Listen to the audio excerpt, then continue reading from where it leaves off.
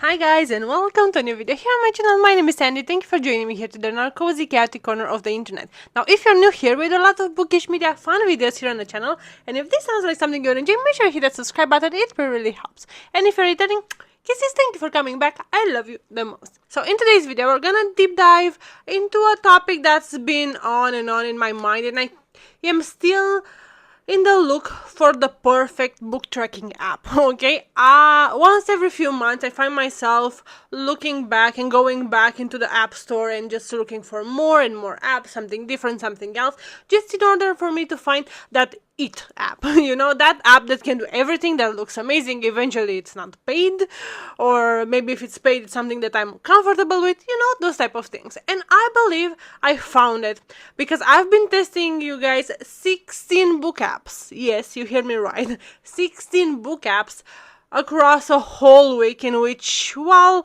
I binged a lot of books basically because we're filming the book blitz right now. Stay tuned for more because the month of August will be full of daily vlogs basically. So I've been filming on that heavily lately, and because of that I took the opportunity to actually test those apps that have been sitting on my phone for a while, just waiting the perfect moment for me to test them out so I can make this video for you guys. I've been thinking about it for a while, it just didn't come across to do it basically. So yeah, going back to the topic, as we've been off rail for a bit, so I've been testing these 16 apps. I'm gonna add here on the screen all of them because they've been quite a bit. It took me extensive hours to do that, so I really hope this will be useful for you in your journey to find the best app. Now, this video in its own is not gonna be a deep dive. This video will be more like an overview. We'll have 6 categories that we're gonna talk about that I found very important in identifying the best app, or in choosing the best app for you, and I'm gonna tell you my experience, how it's been, and what do I think about any of these apps. So yeah, that's what we're gonna do today. In case you want more of a deep dive, even a app by app deep dive, or maybe to group them 2-3 bundles, let me know in the comments down below. If you have any further questions after we finish today's video, let me know down there below, because we can deep dive more and more. I have a lot of material for you, but this is more like the introduction in finding the best app based on what I tested basically, and it's gonna be a summary of everything. But again, if you have any ideas, if you want more of a deep dive on certain apps, I know a few of them are very popular, some of them maybe are more niche, but let me know and we can deep dive into everything and create a video for each, or whatever format will work best. So yeah, without the further ado, with all the introduction aside, let's just start with our first segment here. What I want to talk to you about is basically database and search. Okay, so for me personally, whenever I'm using a new app, I find it very important to actually have an easy navigation, an easy system, to be intuitive basically, because not sure about you, but for me personally, I don't want to stretch my brain in identifying how to search for a book and how to actually find the book I'm looking for. And it's very important for me to have that information already existing in the database and not to have to add it manually. So I'm more lazy like that, I'm gonna be honest, but I think it's very comfortable if the database is good enough for you to find most of the books that you're gonna find. Now, I'm gonna be honest with you, none of these apps, except maybe Goodreads, had every single one of the books I was looking for. Some of them are missing some more indie ones, some of them are missing some of the popular ones, which is not very fortunate. Unfortunately, some of them are missing more local authors, so it's been a balance. Aside from Goodreads, again, none of them actually had 100% success rate here, but some of them are more successful than others, and that's what I want to talk to you about. So in here at database and search, from my experience, out of all the 16 apps, I believe Margins and Fable were the ones with the largest database. Okay, I found myself in need of adding those books manually way less for those than for others. And for example, with Fable, I think around 85-90% of the books that I was looking for, I already found them. With Fable specifically, which we're gonna see, maybe I'm a bit biased because I've been loving this app for a while and it's very easy for me to talk about it. The only ones that I've not been able to find is some more niche Romanian authors, but when they are very early after the release date. So basically they will appear later on, and it's a whole system in which you have to go through if you want to add a new book. But basically I've noticed that if their past a certain time after the book was released, then you're gonna be able to find it on Fable anyway, even for more local authors. But if it's a fresh release, more often rather than not, you're not gonna find it yet. So that's a bit of a situation right there.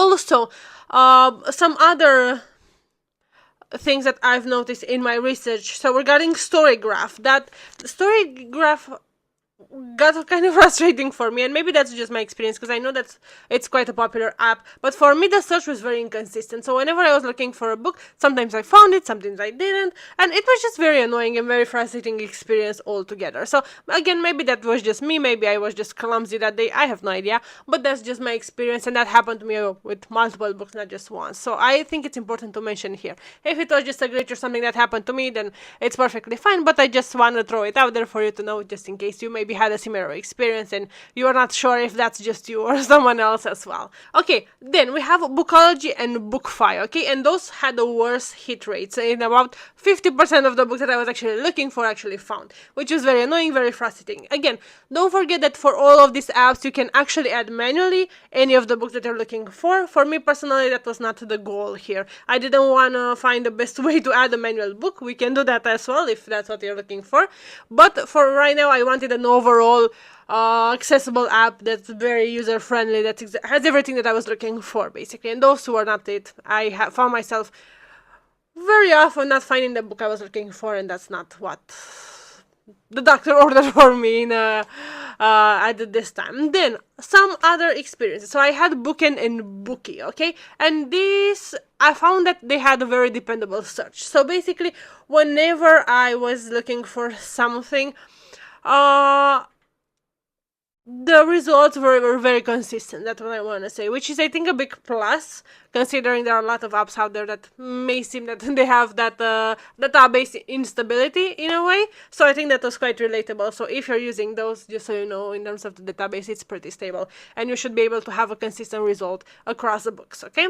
So that will be around the best and the most important highlights. I also tested a bunch of others, as I mentioned at the beginning. All the 16 books went through the same process, but I'm not gonna mention each and every one of them for each category. I'm just gonna mention the highlights. So yeah, those will be the highlights for the database and search category, okay? Now, if you see me looking there, it's just because I have a bunch of notes, so I won't forget to tell you anything, guys. Okay, next category here we have UI and accessibility, okay? And this is basically how easy it is for you to navigate, how intuitive it is, how simple it is for you to get the hang of it from the get-go, okay? And for this one, I will have to give all the praise margins, okay? And with that dark aesthetic, plus they had a sketch profile feature that I found so freaking awesome. It was the only app that actually had that, and basically you're uploading a picture, and then they're gonna generate like a graph sketch of your picture, and that's just very cool. I'm gonna insert here a picture to show you. I just found that so satisfying. I don't know why. It was just maybe it's kitsch, but I just absolutely love it.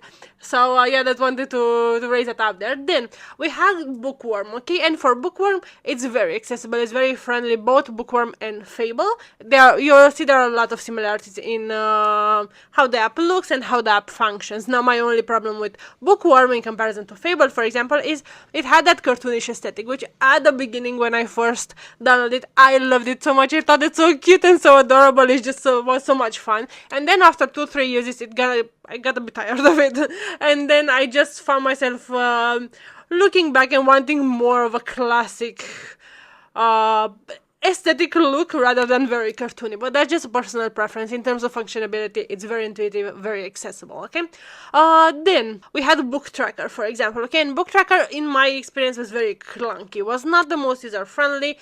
It's very rudimental in a way, and I would not necessarily recommend it in the most accessible categories, okay? Then we had other apps like Bookwise, which was kind of mid, kind of forgettable a bit, but what I also want to praise here in terms of accessibility and aesthetic is also that Bookend has that aesthetic in which your shelves actually look like shelves. I'm gonna insert here a picture, but it's just, I really love that aesthetic. There are those little tiny details that, I don't know, go a long way for me, and yeah, I just absolutely love that look of it, and I found myself actually enjoying very much this app, but more about it a bit later. Okay, so that's gonna be it in terms of UI and accessibility on our apps. Okay, then our third segment here, let's call it like that, is gonna be stats and graphs. Now, full disclaimer here, I don't think there is an app that properly gives you the graphs and stats and everything in the free version, okay? Now, I have a bit more experience on Fable because, as I was mentioning to you, I was using Fable for a while now. I think I've been using it for about a year or so, and I do have the paid version simply because I love it so much that for me it's worth it. So I can give a bit more insights on the graphs and everything. I'm gonna insert here on the screen a bunch of the graphs, screen recording of the graphs I have, just for you to see.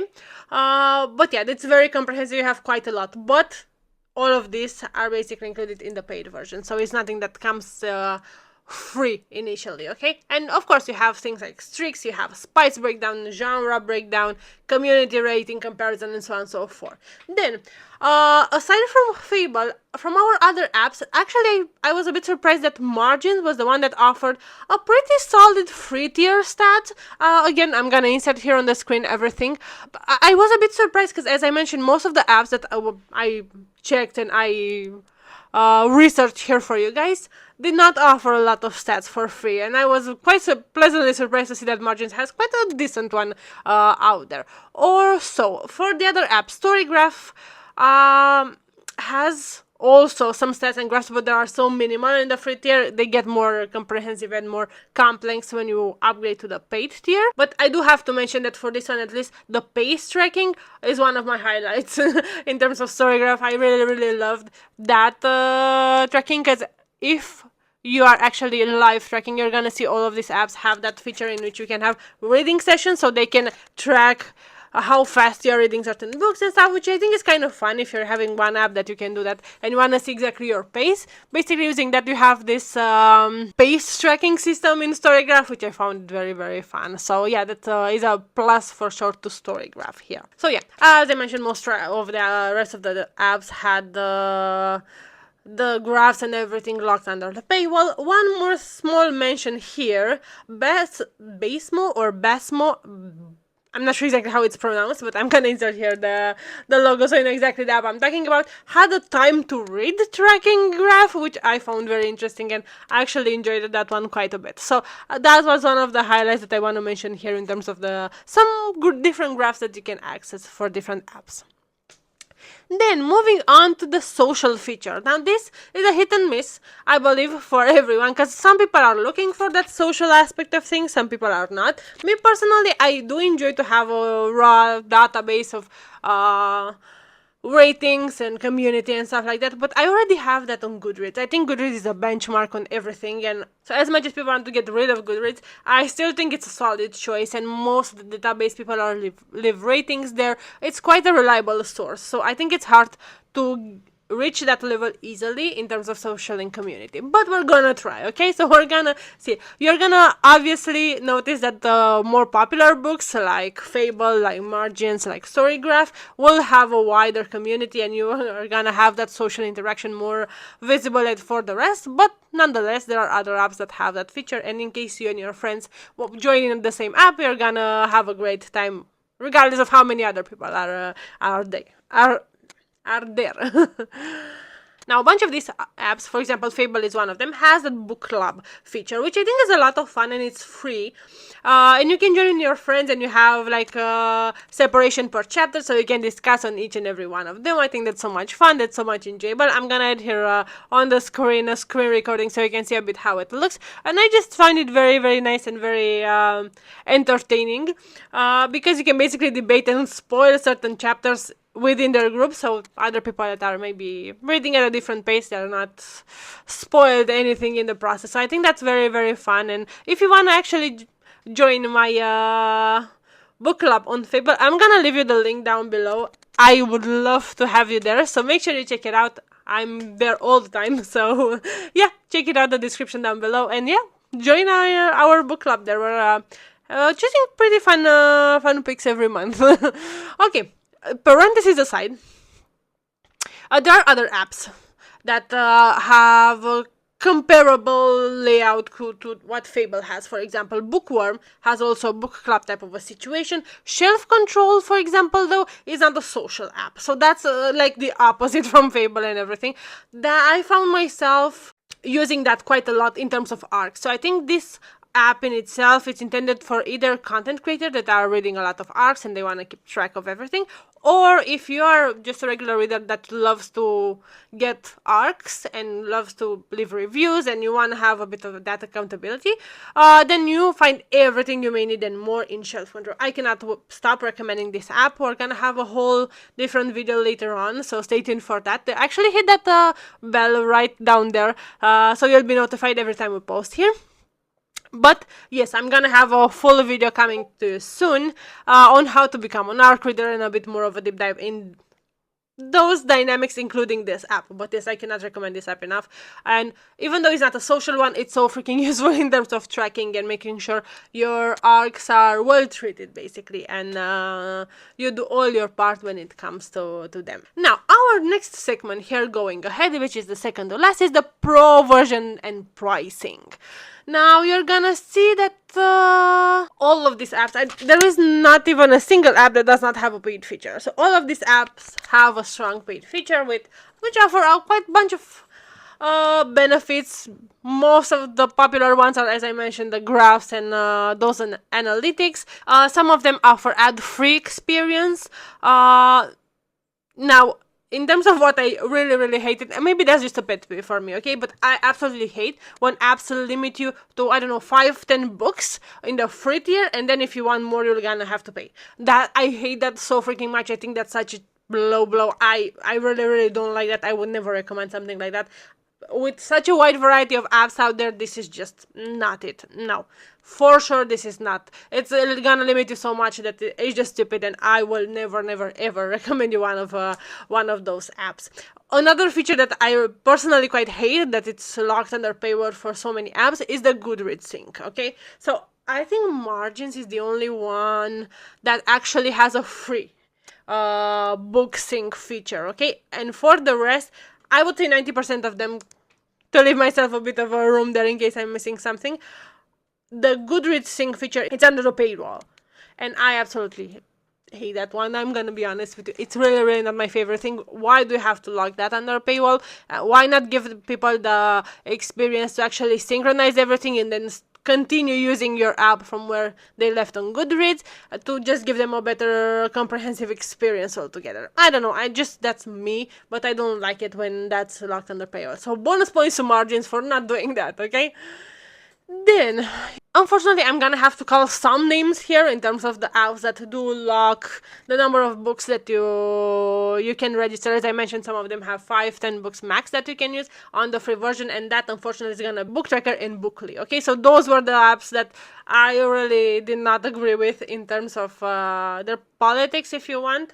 So yeah, those will have some points taken out heavily for that, and to be honest, after I noticed that, I kind of stopped using them, so they are not on the recommend list for sure. Maybe it's a pet peeve, maybe not, but I really don't like that, so I would not recommend them to you either.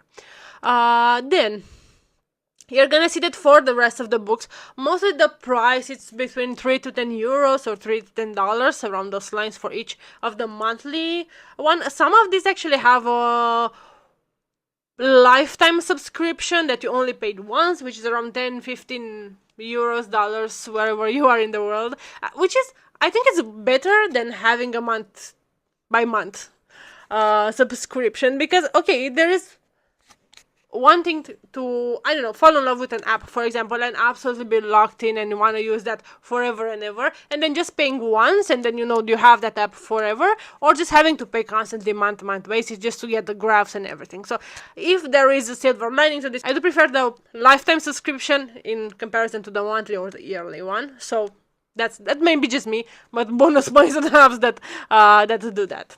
Okay, now some of the other things that I really hate in terms of what's locked under the paywall. So the bookshelf app, so you'll see there are two bookshelves app. I'm gonna add here the logo on the screen so you won't confuse them between, but this app particularly is removing duplicates under the paywall. and talking about a blacklist of things that I will never, ever, ever want to see in an app, this is one of them. So limiting the books, Goodreads, synchronization, and really removing duplicates is under a paywall. That it's just not, no. I'm not gonna agree with that ever and ever. I think it's a bit of a low blow if you ask me. So yeah, now in terms of the apps from this list that are the most usable without the paywall feature, so you have Fable, which is very comprehensive without actually paying the pro version of things. So we have Bookend, which is also has quite a lot of features and it's very user friendly. I really enjoy that. And Margins. I think those three will be my top three in terms of the ones that are the most easy to use and offer the most to their users without having to upgrade to the paid tier. Okay, the last segment here that I want to talk to you about is basically ratings and review systems. So obviously all of these apps have the options to leave those rating and everything. Now, I did notice that some apps, rather than others, don't push that forward. So, for example, whenever you have a book that you marked it as a read, they're not gonna immediately have that pop up, or they won't guide you and push you to leave a review. They will just say, okay, you finished, next.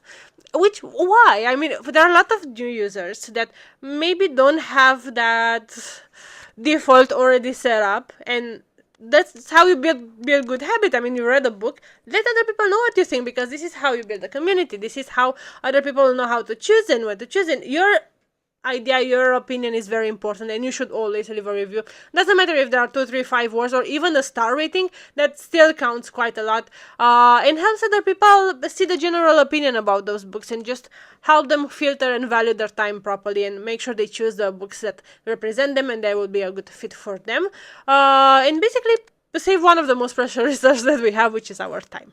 So yeah, make sure you always leave a review. But as I mentioned, some of these apps don't push that and don't offer that by default whenever you mark the book as finished, and I think that's just a waste opportunity if you ask me. Now, all of these apps have a 0.5 rating system. That's by default and everything. None of this actually has full stars, but I did notice that some of these have actually a 0.25, which I know a lot of people do. For me personally, I try to avoid doing a 0.25. I only use it in extreme situation in which I cannot make up my mind between a 4-star and a 4.5. But most of the time I do a 0.5, not a 0.25 rating system. But I know a lot of people out there do. So if you are one of this, make sure that just so you to know that these apps, and I'm gonna add them here on the screen, have a 0.25 tracking system instead of 0.5. So if that's a deal breaker for you, make sure you check this out, because I think it counts. If that's your thing, then you should follow it through, not having to be limited, not, okay? Yeah, so aside from that, highlight that I want to do here in terms of rating, I think Fable has one of the most comprehensive, most deep dive rating system, and I absolutely love it. I'm gonna be honest with you, I'm not in the mood to do that all the time, but when I am, I love that the feature is there, and they will go so fucking deep. They have a rating character system, they will have locations, all of it separate. You're gonna have first a star rating for each of these, and then you're gonna have an tag section in which you can check out the ones that are more fitting. You have a general, how did that make you feel, what's the spice level, and every little thing it's under a separate tier. And then at the end you can of course dump your text there and all your thoughts, and it's just so awesome, and I really love to have that option there for whenever I'm in the mood to do it. So yeah, those will be it in terms of our apps and our overall thoughts and our overall views. Here, as I mentioned, this is very much a summary of everything that I've discovered. If you want more of a deep dive on specific apps, on grouping them, or maybe just have an app by app breakdown, we can make a whole series if that sounds fun. Make sure you let me know in the comments down below which of these apps you would want to see a deep dive of, and then we can dissect them and take them to here, and I can show you exactly the free versus the paid and every single little hidden feature for them, and yeah, we can do that. But you'll have to let me know in the comments down below for me to know exactly which one of these you are more interested in, okay? So yeah, on the recap here, I will have to say we have a winner per category, okay? Now, best overall for me personally, it's gonna be Fable. But again, I'm here a bit biased because I've been testing and using this app for a while, and I really loved it. This was the app that I found more fitting for me. Case in point, I'm using it the most. So that's gonna be for me the pick that I will recommend to everyone. I think it has everything you need and more. So that will be my personal choice for best pick overall. Then, in terms of best design, that will go to Margins. So I think Margins has the best design. It's very user friendly, it's very comfortable to use, and it's a very comprehensive app. That's what I'm trying to say. Then best for ARC readers and content creators, that will be ShelfControl. I cannot recommend this enough. If you are an ARC reader, if you get multiple ARCs, make sure you check this app out. It's just phenomenal. Then I'm gonna have to have a shout out here for the most frustrating paywalls, which will go to Book Tracker and Bookly. I'm sorry, that's just how it is. I'm very frustrated with the way their paywall system works. It is what it is. And now, if I will have to mention an honorable mention, that will go very, very high up there, and I would clearly love to do a deep dive on this because I think it's a very underrated app and should be more out there. That will be Bookend. I really, really love this app. I think it has so much potential to be up there with StoryGraph, with Margins, with Fables, because I know those three are the most popular ones aside from Goodreads, and I think this one is slept on and it should be more out there. Now, if you want more of a deep dive and if you want to start with that one, let me know in the comments down below and I might just do it, because I think this is a missed opportunity and I would really love to show you a bit more around it. So yeah, that's very important, and make sure you let me know down below.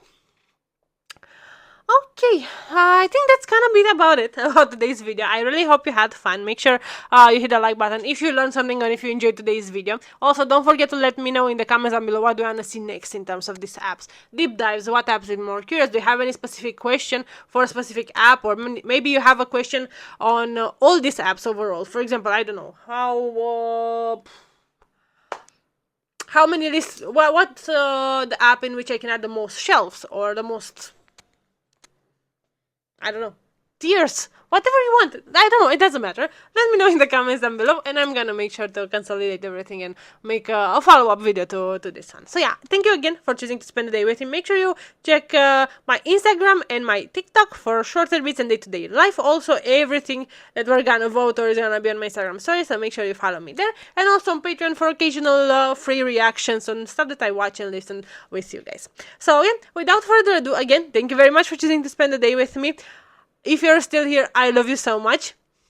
And until the next time I see you, stay cozy in your chaos, you guys. Bye!